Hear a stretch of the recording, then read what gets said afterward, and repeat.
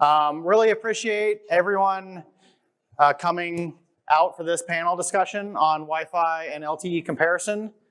I think this is a Wi-Fi focused conference, and we're really excited to be here for our first public demonstration of our private LTE solution in CBRS.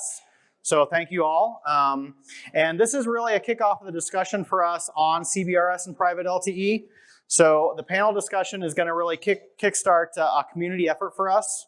So in the coming weeks, we're going to be announcing a community initiative that will be posting information on CBRS and private LTE in blog, video, podcast formats, as well as an online discussion forum for people to chat about the new technology, what its implications are, to learn and to grow as a community as we deploy these networks for enterprise customers. So be on the lookout for an announcement in the next couple of weeks about that community initiative. So with that, I'll kick off our panel discussion here on Wi-Fi and LTE. The goal here is to understand each technology's strengths and weaknesses from a technical as well as an operational aspect, and what implications that derives for different use cases in the enterprise and where each technology has strengths and can be best positioned. So it's very complementary in nature. We're not trying to pit Wi-Fi against LTE or anything like that, but just understanding their technology and what their differences are. So with that, we have compiled and graciously a group of panelists have come to participate in the discussion with us.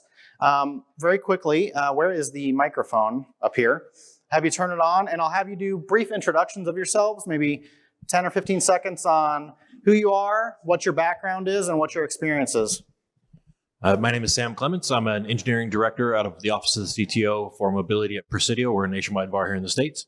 CWNE, CCIE Wireless, and I've done mobility now for 20 some odd years in the Wi-Fi space. I apologize. My name is Manon Lessard. I work for a large university in Quebec City, Canada. I'm their wireless specialist. And my experience with mobility is mainly wireless. I've been doing this for 17 some years. Hi, I'm Mehmet Yavuz. I'm coming from the cellular world. Long time at Qualcomm. Worked on 3G, 4G, 5G quite a bit, and now I'm with Celona as CTO and co-founder. Hi, Jonathan Davis, or JD. I work for municipal government right now, but come from a history of manufacturing, warehousing, and complex Wi-Fi environments like that, CWNE, and 12, 13 years in wireless. My name is Jennifer Huber. Wow, that's really loud. Jennifer Huber. I work for Worldwide Technology. I'm a mobility solutions architect. I'm also CWNE. I got my start working in Wi-Fi back in 2002. I'll let y'all do the math. Glad to be here. Hi, this is Jamal Ramoud. I'm a sales engineer at iBwave. I have like 15 years of experience in the wireless industry, but mainly in the cellular. So I've done many LTE projects, and now I'm kind of learning the Wi-Fi. Started with CWNA, CWDP, and just finished CWAP with Peter. Excellent. So I'll just have you guys hand on to the mic and pass around as we answer questions. So with that, we'll dive into some technical and comparison aspects between Wi-Fi and LTE, and we'd just like to get the panelists' perspectives on those and what their insights are into the technology. So let's start with just the basics of spectrum, right? So on the Wi-Fi side, we have unlicensed spectrum, over 600 megahertz totally available across the different bands. Channel widths varying from 20 to 160 megahertz, and radar detection with a protocol called dynamic frequency selection. On the LTE side, we have shared spectrum, 150 megahertz in the CBRS band. Carriers are 10 or 20 megahertz size with carrier aggregation, up to 5 carriers. And the radar detection is with environmental sensing capability, which is centralized. So the idea, just to start the first one off, is that what are the implications of the different underlying aspects, for instance, on this one with spectrum, and how does that lead to different capabilities between the two technologies and where they might be better suited for use cases? So does anybody want to kick it off? Well, I will start. I will say that the biggest difference is the amount of bandwidth that's available in Wi-Fi versus LTE, but that's not necessarily a bad thing because there could be very specific use cases where you don't need a whole lot of bandwidth, but you need the signal spread. And I can see where LTE would have a play in situations like that. Maybe one of the things that really jumps out to me, and when I think through this, for those who might not have heard Chuck Lukashevsky's talk maybe 3 or 4 years ago, when we cut the channel width in half, we actually gained 3 dB additional SNR, right? So our noise floor drops an additional 3 dB. And while 10 meg carriers are certainly one of the choices, we can actually go lower than that in CBRS. And so going into that super, super low, where we think of as, neg 90 as being, unheard of below usable signal, you're still in prime signal space in CBRS. And I think that's going to be one of those things that really gets heavily used, and it's going to take for especially Wi-Fi people coming into CBRS. That's going to take a rethink for us because it means more space, right? A single AP, we'll call it for this is going to provide us much greater coverage, but also at that edge, that cell edge, there's much more capability that we have there that in Wi-Fi we just simply don't have. So you're right. You're not going to have the incredible bandwidth that we have right now, right? Transfer capabilities. But for so many applications where you need smaller amounts of data throughput, this is going to be really key. Okay. So this is, all great points. And maybe one thing I'll add is 150 megahertz of cellular spectrum is a lot of spectrum. None of the operators in US has this amount of spectrum today. So LTE and also 5G is designed to work very efficiently with the spectrum. So there's something to keep in mind. So if you give this much spectrum to an enterprise, which is more than what Verizon or AT&T has, there's a lot of potential in that spectrum. And also in terms of the use cases and the kinds of spectrum differences, I think is important because the unlicensed spectrum is unlicensed spectrum, and you have a lot of it, and it's great for many use cases. But whenever you want some predictability and reliability, then there's a difference between the two spectrums. So it's really almost like apples versus oranges, If you have 150 megahertz of interference-free, clean spectrum, there are many applications you can run on it and get the reliability and predictable performance. Yeah, sorry. Yeah, no, I can keep talking about it, so it's good. It's just that I didn't want to lose my train of thought. You were bringing many good points, and I was thinking of, and all through the deep dive, I kept thinking of something that's been a real big pain for us.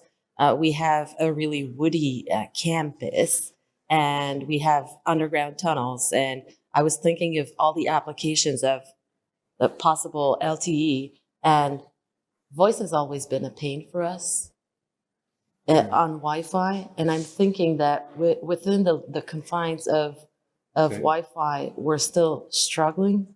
But with LTE and what you're offering, in the semi-licensed scheme, I think it's going to help us a lot. Yeah, and you're finally segregating voice from all the other crap. Yeah, I think enterprises deal with contention. That's probably the number one problem, whether it's my neighbors or whether it's internal applications and use cases, that they're always struggling with where do I put my stuff so it doesn't fight with somebody else. And it's the problem of, okay, you've got a whole bunch of channels, but you've got to share them, or do you get these really narrow channels that you can lay claim to? Using the sandbox analogy, I'd much rather have a room at home with a couple of arcade games in it that I know is mine, that I can play, just go and do whatever I want, versus having to go off into the sandbox or the playground where, there's 100 kids running around, right? You have a high degree of predictability, and if you can claim that high degree of predictability, you can do so much more with the spectrum from a business use case perspective. Jamil, do you want some? Here. Just want to add something regarding the bandwidth. Yes, when you see maximum 20 megahertz for LTE, you feel like it's not enough if you want high throughput. But remember, there's carrier aggregation. And what does this mean is that you could combine 5 20 megahertz channel and you get a throughput of 100 megahertz channel. So, and then with 5G, you could do more actually. So, and like Mehmet said, 150 megahertz in cellular, that's a lot of spectrum, and it's a clean spectrum. Efficiency is high, so for now we're going to see like very, very good performance, I believe. Any other last points anybody wants to make before we move on to the next? I can make Okay. maybe a little bit nerdy comment in terms of the operation of the CCA versus the universal frequency reuse, right? One way to think about this is in Wi-Fi, typically each AP ends up being on a different channel, and you end up really, you can start with maybe in the 5 gigahertz, you have what? In Uni 1 and Uni 3, total of 180 megahertz spectrum, but you start splitting it across APs, and you end up maybe using 40 megahertz channels, and if it's a very dense deployment, you end up going down to 20 megahertz channels per AP. Versus in the cellular case, in the CBRS case, all of the APs can operate on the same channel, universal reuse, without partitioning the spectrum amongst them. So that's one thing to keep in mind. Great. Okay, maybe on to the next topic. So let's talk a little bit about radio characteristics. So output power differences between the two technologies. We talked a little bit about receive sensitivity already. Maybe we talk about how that translates into coverage. SNR versus SINR. There's some differences there between the two technologies and actually how those operate. And maybe chipsets and how they're implemented as far as defined performance characteristics and thresholds based on, let's say, data rate shifting and performance targets. So who wants to lead off this one? I will. So 2 weeks ago, I was working with a group of experts for CWNP, trying to overhaul CWNA and define a new CWCP. And Jamel, we had a discussion about SNR and SINR, and Jamel had an awesome explanation about SINR. And I'm sorry, but I would really appreciate if you could give it to us, because I think that in the wireless world, in the Wi-Fi world, we're not really getting the real meaning of SINR.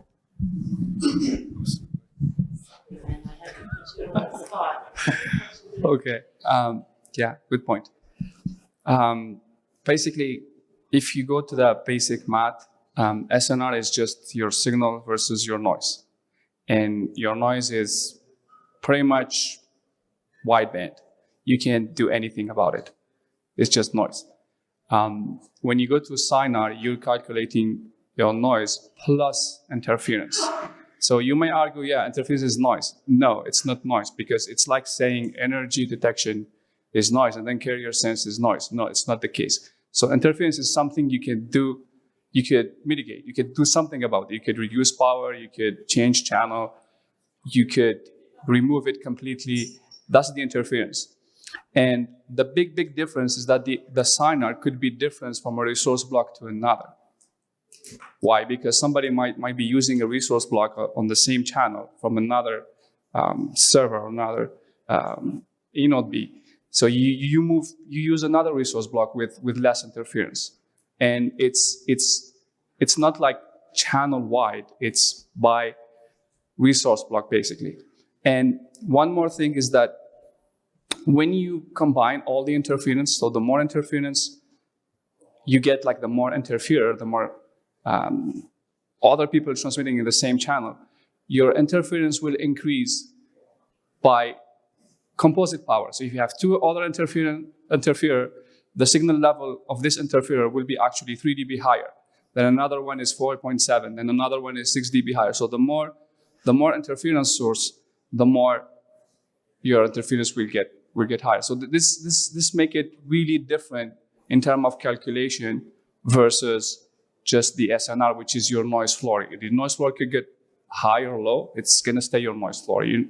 You can't do anything about it. That's the point. I hope I explained it the same way as last time. Yeah. Okay. I think the number one problem I see when we look at numbers like this is especially from Wi-Fi professionals, we have been grappling with this mentality of designing for coverage versus capacity over the past decade and a half, right? Where we were designing for how big of a cell can I get, and we've had to shift in the Wi-Fi space to say no, we're designing for density, smaller cells, and the like. And you ratchet back 15 years ago when we were looking at cell sizes that were in the 20 to 30,000 square foot range in a warehouse with APs cranked to max power with high gain antennas, and we've been beating the Wi-Fi crowd over the head for the past decade, going no, don't do that. I think that this requires some rethinking from the Wi-Fi professional's perspective, which is the reason that was bad in the Wi-Fi space is largely because of protocol inefficiencies. Those protocol inefficiencies don't exist in the three, or they're not the same inefficiencies in the 3G, 4G LTE space. And so those really, really large cell sizes that we've just been so averse to deploying for many, many, many years requires a huge rethinking, I think, especially as you're trying to drag Wi-Fi professionals into the conversation. Should say it all again, right?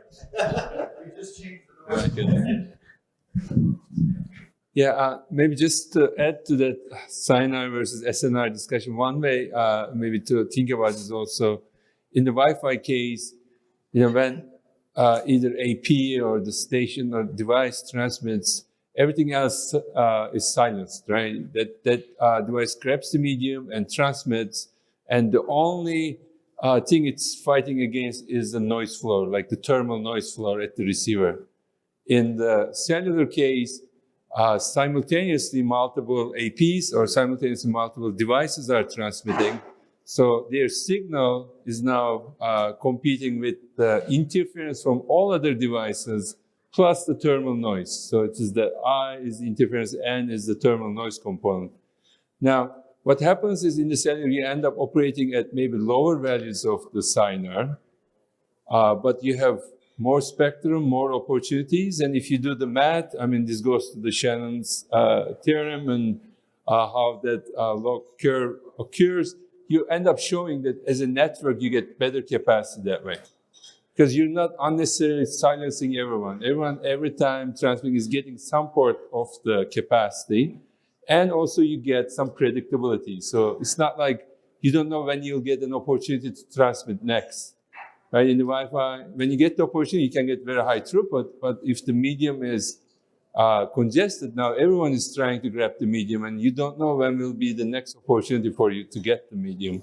So that's another way to explain, I guess, the difference between the two. Anybody else want to make any points on this one? Okay, on to the next one. Let's talk about some protocol characteristics. So,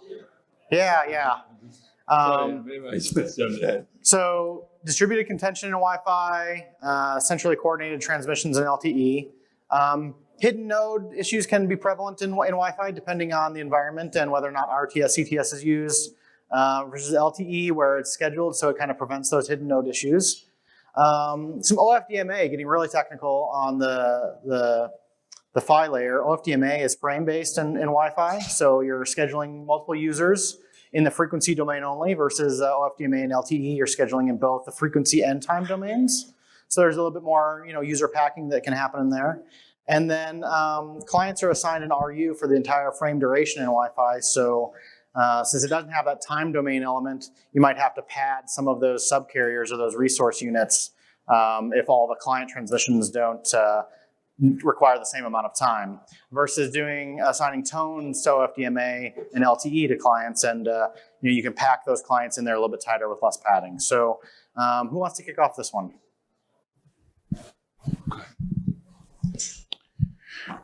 One of the things that keeps coming up here is the spectral efficiency. And when we think about Wi-Fi, we know that you take whatever your Wi-Fi speed is, right? We know right away for AC, you take 40% away for management frames. But that 40% doesn't take into account your retransmissions because you have, hidden node issues or any of those other problems. When you start considering that with what we're saying with LTE is that goes away, the majority of that goes away because of the way the spectrum, number one, is divided, not just spectrum, but time based, right? So we're no longer talking over each other. We don't have to worry about a lot of those collisions and things that may take place in Wi-Fi. What we also start seeing is those problems that we have with, for example, roaming, right? That goes away too because of that. A lot of those knock-on problems that we have in Wi-Fi that translate into other problems, those also go away. And so when we're thinking about this, what we have to begin asking ourselves for is what we've previously designed for, right? Worked very hard to design for unique problems to Wi-Fi. Well, as those get taken away, what does our design look for? And it goes back to the previous slide with that space, the amount of space that we can cover for, and your comment, Sam. And you start asking the question, well, with the capabilities and with this efficiency that we have, not just for airtime, but also efficiency for roaming and all of the other characteristics of getting on the network, right? Because we don't have an authentication. There is no four-way handshake. All of those things go away, right? Then you start asking yourself, well, again, roaming, or I'm just completely blanked on all of the other, I guess, various, things that we have to constantly talk about and think about in Wi-Fi that in this environment doesn't exist. So again, we're not saying that LTE is going to replace Wi-Fi. Let's be very clear on that. But in use cases where there are going to be plenty of use cases where we are going to make the decision, should I put this on LTE or should I put this on Wi-Fi? And when we start looking at applications or we start looking at use cases in that regard, and we start looking at these features and these characteristics, that really starts to change the conversation. And even though it's not exactly on the slide, one of the things that you said that was so markedly different was about the different, the end-to-end QoS, the dynamic QoS that where a device can have different IP addresses and VLANs assigned to different traffic and have different rules placed upon it, just out of the like as inherent to the way that the thing works. And so I started to think about the use cases like where this could replace like maybe an indoor DAS solution or maybe an emergency signaling system on a college campus because it's got a really wide spread and it's low bandwidth and low band, and all the different things where use cases where you need that end-to-end QoS, you need the reliability, the schedulability, all of that stuff that comes with the solution, where there's a lot of use cases for it. Yeah. Yeah. Just want to mention something about the scheduler, because in LTE, the fact that you could schedule the transmission and you could deal with different client or end user device. I've seen it in action in live games, like at sport events, and you see live stats and you see like the connected users going higher and higher and higher, and you see the throughput going lower. So what it's doing is actually getting more people connected, but just giving them less throughput. So in terms of capacity, it's handling very well. And then at a certain point, if you get too many users and they cannot go to another cell, then it's just the scheduler cannot do it anymore. But as I've seen it in action. I don't think any AP with 20 meg channel like equivalent could handle as much user. I've seen like 700 users connected simultaneously. It's, well, throughput is nothing, but at least they are connected. And that's the beauty of LTE, honestly. Yeah, I think Mary would comment on the scheduler because with this predictable, reliable kind of QoS, you can also keep supporting more and more users. For example, in terms of voice capacity, you can go to few hundred of simultaneous VoLTE users, voice over IP users in LTE. And I think another important point is about the OFDMA. So I think it's really great that Wi-Fi 6 is moving into OFDMA. And I've been on that journey. We started in like 2009 when we were first writing the first scheduler. And I mean, there's a lot of enhancements along the way. It takes quite a few years to get to a level where you can really start offering quality of service. I think it will take some time, the Wi-Fi ecosystem, to get there. And another aspect is in the current implementation, the AP still needs to grab the medium and then schedule the users.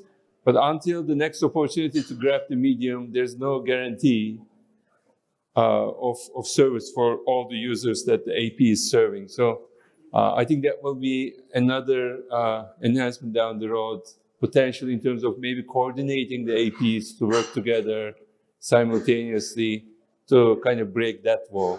Because currently there's still a roadblock in my mind for the Wi-Fi operation. Okay. Any additional points or? Okay. Next one, we've talked a little bit about it already, but frequency reuse and quality of service. So some of this we can either touch on additional points or move on if we've already covered it. We talked about frequency reuse in Wi-Fi requiring that spatial separation because of preamble detection and deferral. Whereas in LTE, we talked a little bit about IC, which is Intercell Interference Coordination, scheduling those transmissions within the same frequency channel across multiple APs or eNode Bs. Again, Mehmet just brought up on Wi-Fi how the AP must contend to acquire a transmission opportunity before it can actually schedule OFDMA transmissions for clients. Whereas in LTE, it assumes control of the channel and it's completely scheduled without having to do any contention. And then on the QoS side, there's some differences on statistical prioritization in Wi-Fi, where it's more of an aggregate.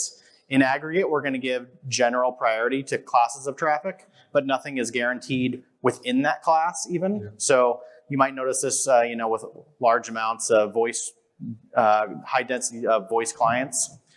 Whereas in LTE, we can have each individual client set up EPS bearers and schedule their transmissions individually more so than as a group. So who wants to kick this one off?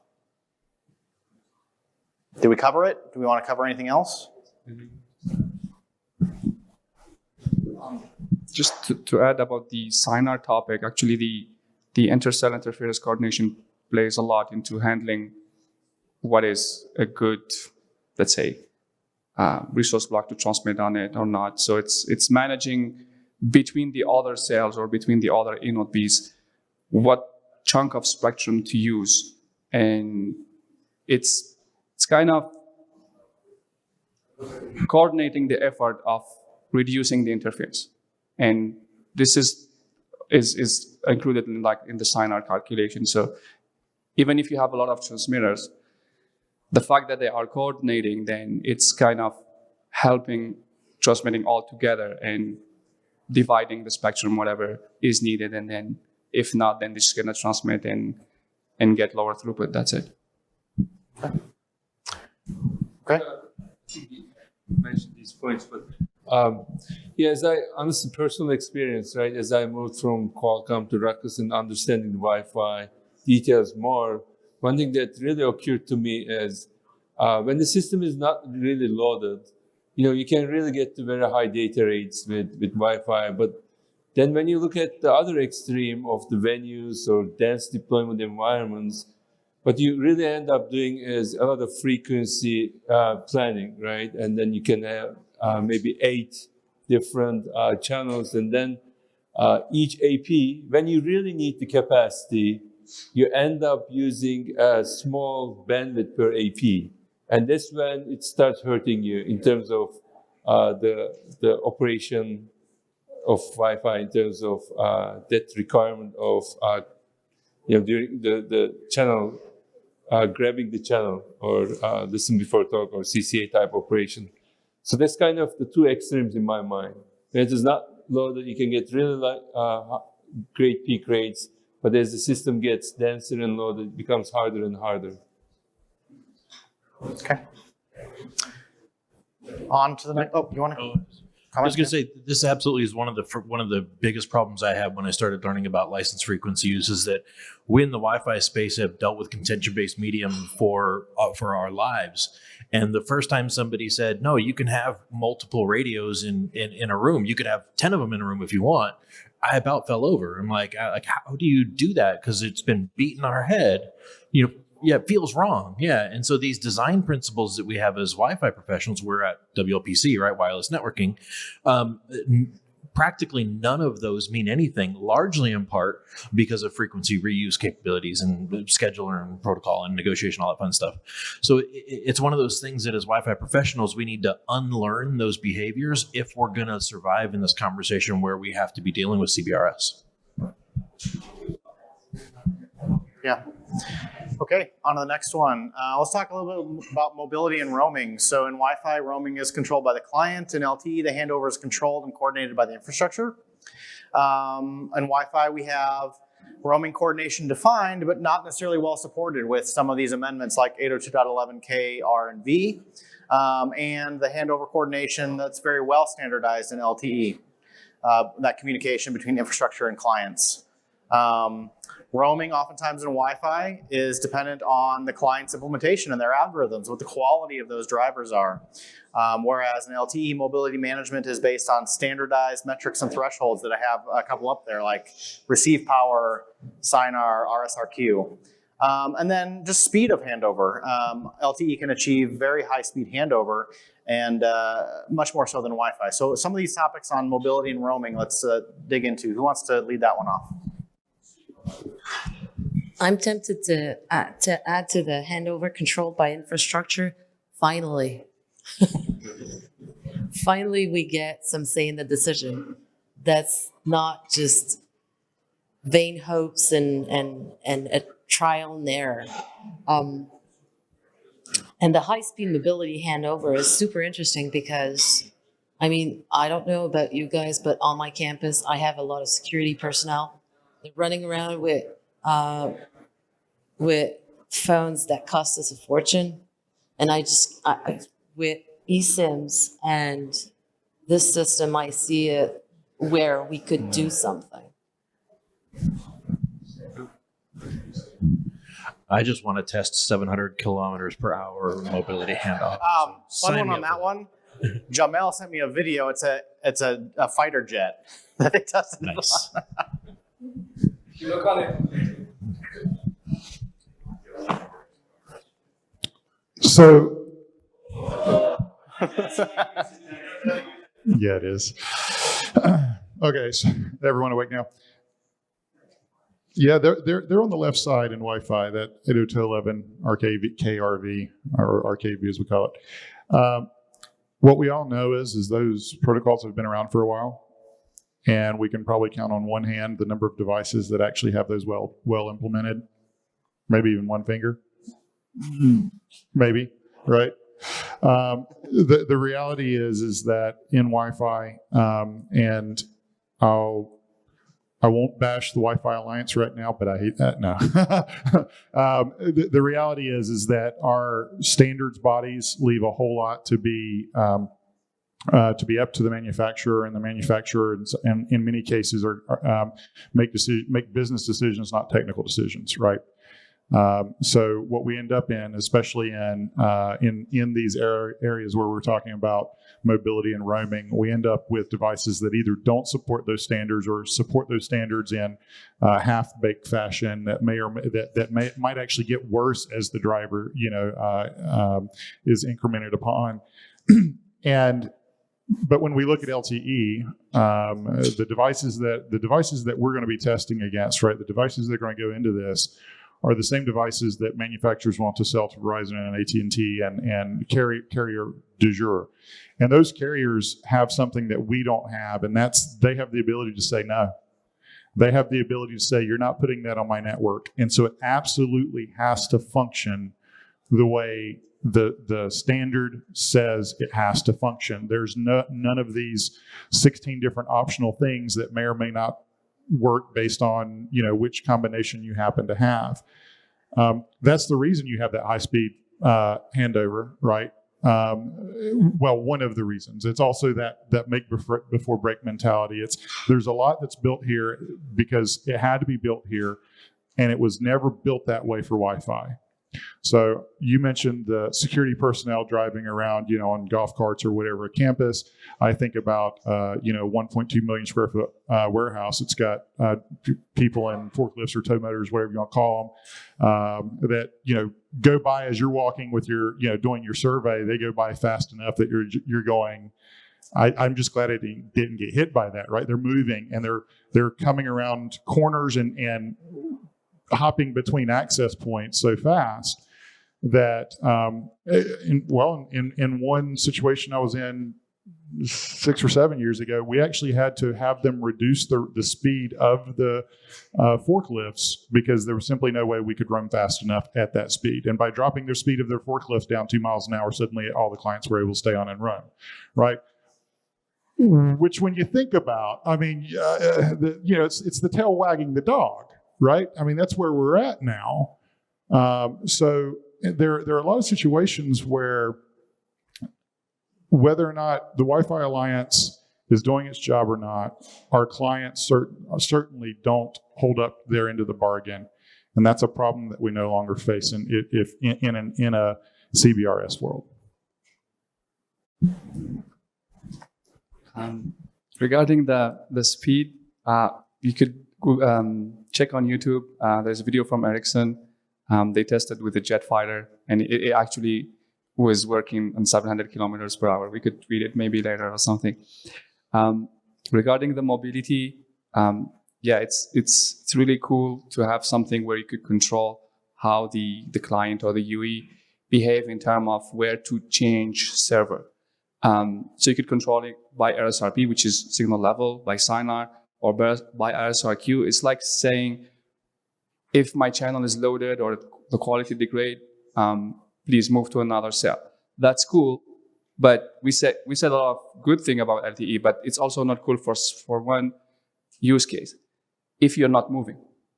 So when you're moving, the handover is great. You're moving from one position, you go to another position, you switch cell, it's magical, there is no problem. If you are in a situation where the thresholds are met, and you're not moving, and you have to switch to another server, but this server also has the same thresholds, what we call a handover zone. Let's say we have this cell here, and then we have another one in the corner there, and we are in between, and they are on the same channel. So then you are in between, the signal is pretty much the same. Your SINR will not be good. Well, if the cell are not loaded, it's not a problem, but if everybody is connected, then the loads start being high, and then you hit the threshold, you wanna switch. So you are connected on this one, but this one, you're hitting the threshold. You wanna connect to the other one, but the other one also you hit the threshold. So you go back to this one, and then you go back, and then this is what is called the ping pong effect. So this is one of the bad thing about all this mobility management. Yes, it's good. When you're moving, even at high speed, it's good.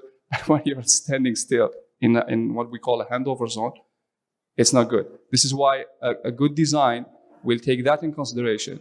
And usually the handover zone should be on an area where there is nobody sitting or standing. So it's either within the wall or whatever. Like, you need to pay attention to that. That's one of the things. Well, I think that's good to highlight, some of the different design aspects that you need to start thinking about. It's not that, problems go away. Other problems might be introduced that you have to solve for as well. Yeah, I mean, really awesome points. And I want to mention two things. I mean, one is this ping pong potential issue. Of course, you can put some hysteresis and some thresholds to kind of slow these things down. You can put some time to trigger kind of things. But another aspect is when you get into the enterprise environment, what we found out is these boundary regions are not that many. Because what will typically happen is in an environment like this, you will have a dominant AP covering this. As soon as you go out of the corridor, there will be another one. So these boundaries physically are not that many in a typical enterprise environment with the walls and so forth. You kind of get these compartments of coverage by certain APs. Now, if you have a very open environment, it's a different story, but it goes both ways. Like in a warehouse environment, what we also observed a lot is you may be stationary, but the environment may be moving, right? And these metal objects are moving at very high speed. And at one point, you have an AP which is serving you, but in a few hundred milliseconds, something can come and block you because maybe a forklift or something passing by. Now you have to quickly hand over. Although you're not moving at all, your channel switched on you so fast. So in those kind of situations, it makes a difference to have that ability for fast handover. By the way, handover, roaming, like tomato. So these are like all the different jargons between the two. Yeah. Anybody else want to chime in? Jennifer? It occurred to me just a moment ago that I can make an analogy of how we've learned how to do things in Wi-Fi. It's kind of like for the same reason that we have the home row key on the typewriter is the QWERTY home row, is because back in the day the typist typed too fast and would jam up the typewriter. So that's why we have the home row as QWERTY. It used to be Dvorak. Well, the LTE is like the Dvorak, and we can start typing faster and like disband with how we've done things to make use of, typists that type too fast, like you slowed down the forklifts to make the system work. Yeah. Okay, cool. All right, next topic. Leading right into those design differences or characteristics. So, we have different design targets for signal strength or receive power compared to Wi-Fi versus LTE. That's kind of a very visible, dramatic difference that we can talk about. We talked a little bit about coverage ranges already for either voice, data, and capacity, or just basic coverage. We talked a little bit about cell edge performance already, I think, and then channel planning. We do a lot of channel planning in Wi-Fi. Let's talk about some of the differences between channel planning and Wi-Fi and how we might do it in LTE. So who wants to kick this one off? To start, just those of you who don't know what RSRP is, it's reference signal receive power. Why it's so low compared to Wi-Fi? Because it's the signal level of a resource block basically. So it's not the channel width. So you need for a 20 meg channel there's 1200 resource blocks. So your total RSSI would be 30 dB high or something. So this is why it's low power, and also at this level your noise is basically around neg 120. So you have at least 15 dB SNR to start with. So just to clarify this.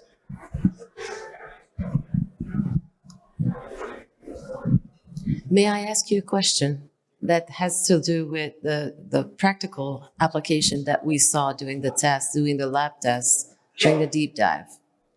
Now, with the cell edge performance, allowing clients to stay connected for a longer or whatever you call it, low kilobit data rate, isn't there more of a possibility to experience sticky clients? That's actually something that came up while we were testing in my team.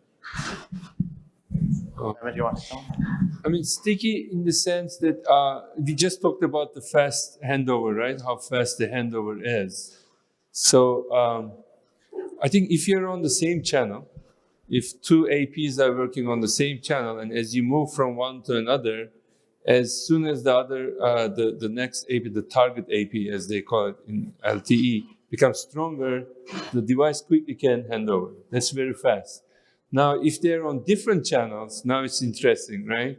Because you can keep going towards the other AP, and you may still be in good coverage from your source AP, and as you get closer to the other AP, it's on a different channel now.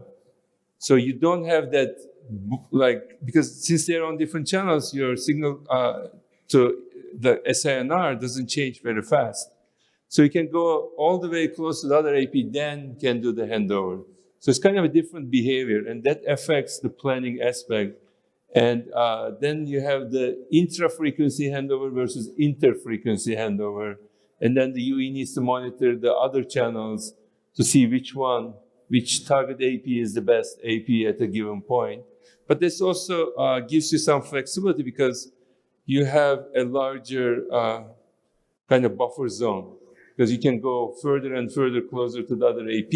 Even if you didn't hand over, you're still good with the serving AP. So that's the key aspect of the design. And then you have a controller, that can help with the MME and the EPC to control of this. But it's a key design aspect. If you're operating same channel, universal frequency use versus maybe frequency reuse of 2 or 4, that affects your handover thresholds and parameters. Yeah, I think what we hear a lot while you're handing that over is that in Wi-Fi, people would walk and be mobile, and they'd stand underneath a Wi-Fi AP and be like, why am I not connected to the APM right under, right? And so you're saying that might be a little bit different behavior that might be expected in LTE if it's because the... If you don't configure this inter-frequency handover parameters correctly, you need to configure them so that the device is looking at other channels and constantly reporting that to the AP, which goes to the MME, and then there's a decision that's made, okay, now you go to the other channel. That's all in there, but needs to be configured. That's what I wanted to explain.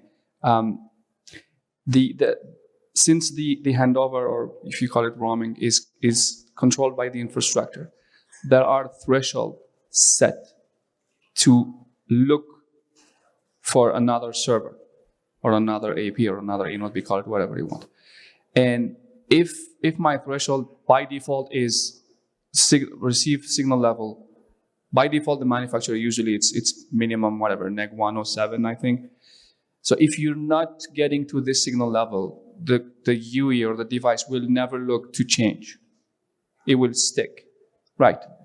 So in the same channel environment, you have the other threshold. As soon as you go away and you are on another coverage area from another server, if it's the same channel, means at a certain point your SINR from the first server will degrade. So you have to switch to another one. But in the scenario of two different channels, you're not getting SINR degradation. Your SINR is still good. Even if your signal level is dropping, basically your SINR is your SNR. There is no interference.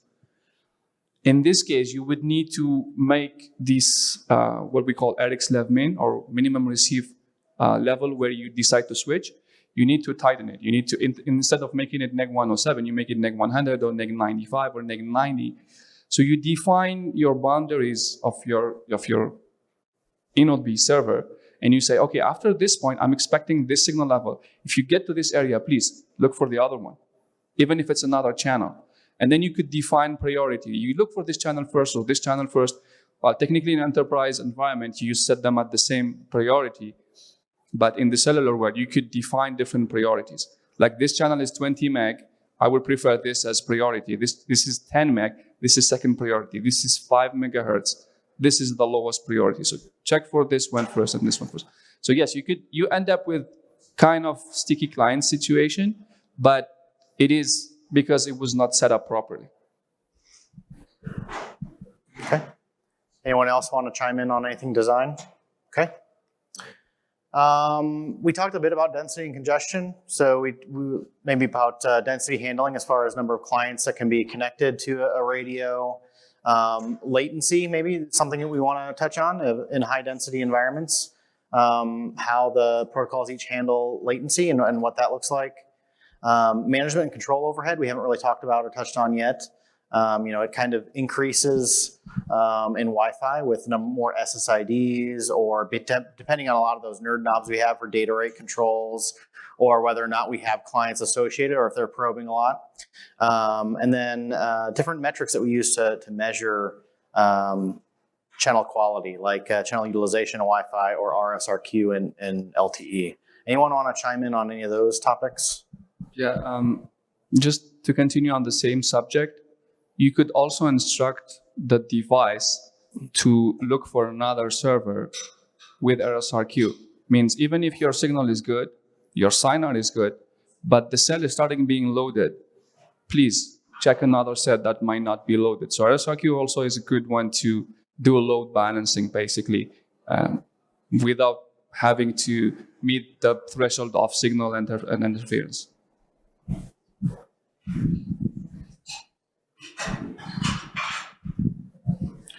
So I'm an old guy, and I try and relate things to things that I remember. And this is the token ring problem, or the token ring benefit, if you will, which is you have a consistent scheduler in place, or in the instance of token ring, a token that gets passed around, and that becomes the priority on your network. That scheduler becomes the thing that rules all. That's the thing that we broke in Wi-Fi, because you can't do that, because you have to be nice to your neighbors. Token ring networks of the vintage would way outperform Ethernet networks under the same load, because the scheduler, the thing that said, okay, now you can talk, was the thing that was prioritized above all else, right? You take that and you put that control into the hands of a stupid client, and you're going to get stupid inconsistent results.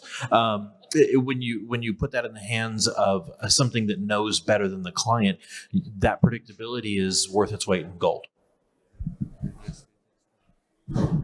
And maybe I'll just make a general comment. I mean, some of these things sound really complicated and hard to configure and so forth. But I mean, this technology has been out there for quite some time, and many of the issues that we're kind of highlighting here are solved and has been in use for more than a decade. Now, enterprise is a different twist in all of these use cases, but they're all the knobs, and it's kind of clear in terms of how to tune these knobs to change certain behavior and how to add quality of service and so forth. So just wanted to highlight that as well. Yeah. Perfect. Anybody else? So I think one of the things that's really interesting that I did not realize was that management and control is dedicated to tones, correct? So in Wi-Fi, we know that all of our management traffic takes up, every 2.4 milliseconds, there's going to be a beacon, per SSID, right? So it takes up time, right? In this case, instead, it's taking up tones, it's taking up frequencies. So there isn't that constant stop and start of the network waiting for that. And I think that was one of those aha moments that somehow I had missed. I mean, even understanding the whole separation of both frequency and time, that was one of those things I missed. And when that aha moment came to me, that was definitely like I get this I get this. And again, it goes back to that efficiency that we don't even come close to in Wi-Fi. Just maybe to add on to that, I mean, the other aspect is now all the devices know when their control signals are, so they can just wake up, check if there's any page for them, just very short amount of time. If there's nothing, they can go back to sleep. And you kind of distribute this, as you said, like you're not dedicating a certain time slot, you're just spreading it across time slots, across tones. So at every time slot, you're serving many users, but sending some small amount of control information from the AP. And I think that has both benefits in terms of quality of service is not degraded, because you still use 90 whatever +% of the resources all the time. And also the devices can wake up in their corresponding time slot for a quick time period, and that has some better life impacts and so forth. Awesome. Okay. Maybe to wrap up the conversation, I'll just have each of you maybe give what you're excited about with the evolution of these technologies moving forward. So in Wi-Fi, obviously we have Wi-Fi 6 with 802.11ax come out, offering to better capacity and spectral efficiency, and we'll have more spectral capacity with 6 gigahertz. And on the cellular side, we're moving toward 5G that offers potentially much higher bandwidth than has been capable of before, more flexibility for uplink versus downlink traffic and things like that. So maybe we'll just go down the line and What are you excited for coming out in either technology, and what are you looking forward to? I start with why are we even talking about CBRS? As Wi-Fi people, it's not uncommon to find a whole ton of Wi-Fi people who don't deal with outdoor bridge links, point-to-point bridge links, license frequency, anything. They just do straight up carpeted office indoor. And why on earth are we sitting here at a conference that's generally talking about Wi-Fi technologies, talking about this thing that's CBRS? Why in the heck is it even really important to us? And the answer in my mind is it comes back to the clients. We as Wi-Fi people see generational adoption of clients, and we see the slow roll, and then we see the uptick, far into the right. We're seeing it with Wi-Fi 6. We saw it with 802.11ac. We saw it with 802.11n. It just so happens that most of our Wi-Fi 6 clients, generally speaking, also have this fantastic other third radio in them, and they're going to be in your enterprise spaces. They're going to be in your carpeted office spaces, and them being in your spaces is a fantastic opportunity for us as Wi-Fi people to say, how can I start meeting other business demands that I couldn't do on the Wi-Fi space? We have this huge inbound wave of devices that are going to crush us. And many of us don't even consider that the new devices that are rolling off the lines are going to be CBRS enabled. So yeah, it's not going to be next month, but you need to be looking beyond next month to what's next year going to bring? What's the next 2, 3, 5 years going to bring? And if you're not at the front of that, you're going to get steamrolled by it. And to add to that, it's amazing how complementary those two technologies are. And we've been saying for a long time that 802.11ax or 5G LTE, yes. The answer is not one of or the other, it's yes.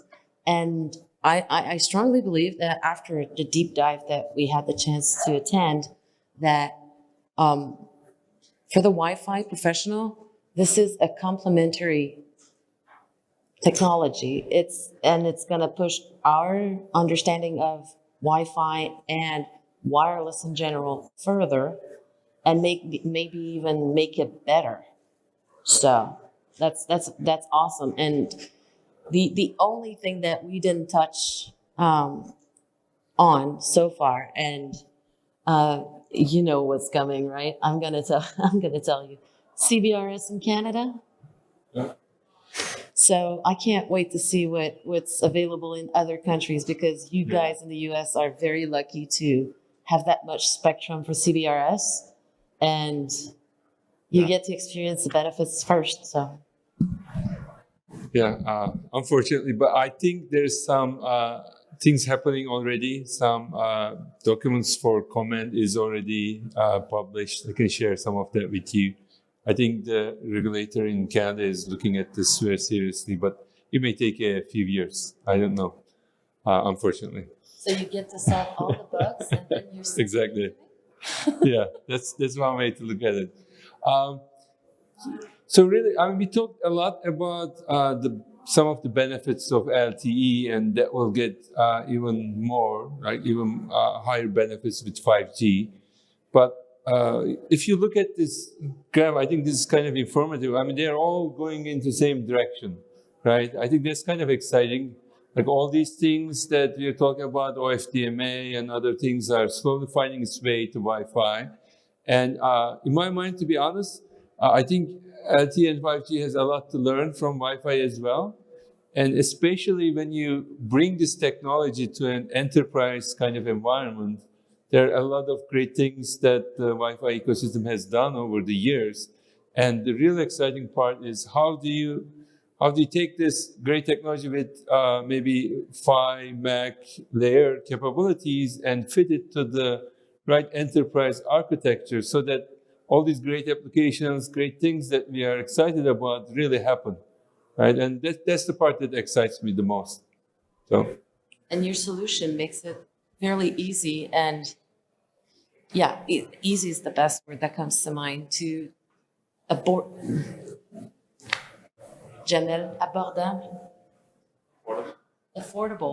for the wireless professional to get involved in the technology too. Yeah, I think I think that's the really exciting part. I think you're right on it. And how do you bring that technology in a consumable way, in a frictionless way to an enterprise environment? I think that's the exciting part. Really, when I think about CBRS, what I think about is we know everyone in our enterprise organizations is carrying a device. And these have many uses beyond just simply checking email and Reddit and whatever else, right? These get used in hospitals. And in fact, I'm aware of a hospital where they buy iPhones and they never put them on cellular service because they have to be able to control that data that comes to and from that device, right? So they have hundreds, if not thousands, of iPhones that never hit a cellular tower because there's a policy problem there. With CBRS, we address that policy problem. We now have full control of that data path. We now have the full control and full ability to apply policy, whether it's security or access control or whatever, to those devices in a way that we've never had before. And then when you tack that into what you actually brought up earlier, which was one of the big notes I made, which is not only can I do that per device, but I can do that per application per device, right? Where maybe there's a support application that needs just raw access to the internet, and then there's an internal application that needs very, very, controlled access to a single server. That's some capabilities that we've never had before. For this type of device. That's what I get excited about more than anything else. It's that right there. And what I find exciting is that we're going to, as Wi-Fi engineers, we're going to suddenly have access to control and order and reign over all the client devices, which we've never had before, without us having to make a giant leap into becoming part of the carrier. But the infrastructure, like we still get to be Wi-Fi engineers, but we're suddenly getting a toolbox that we've never had access to because we've never been part of the carrier solution. Three things. I'm really excited about the coming of Wi-Fi 6. It kind of bring a lot of hope that Wi-Fi in public venue will not suck anymore. So I'm excited that it's kind of going into the efficiency that LTE has. Hopefully, we're going to see that soon enough. 5G, I hear a lot of comment that why do we need it, especially like why do we need that much spectrum? Believe me, if you haven't worked for a carrier, for a wireless operator, you don't know what you're talking about. It's a struggle. Like as a designer to design a network with like just 5 or 6 channels, especially if you're doing like a stadium or something, it's a struggle. You don't have enough capacity. Like millimeter wave, what's bringing is more capacity. And there was no more channel to be used in North America. It's just all operator used whatever channel they had, and they had to reuse it. And it was really, really difficult. So it's exciting for people who are doing network design in the cellular world that 5G is bringing more spectrum. Now, what I'm more excited about is really CBRS. Why? It's kind of having the possibility to solve some business challenge and some industrial need that Wi-Fi was not able to fix.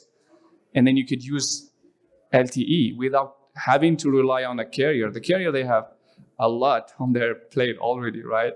So being able to do that internally or at an enterprise level and solve some challenges and meet the needs that Wi-Fi was not able to do. So you cannot complement that with another technology that it's open, kind of.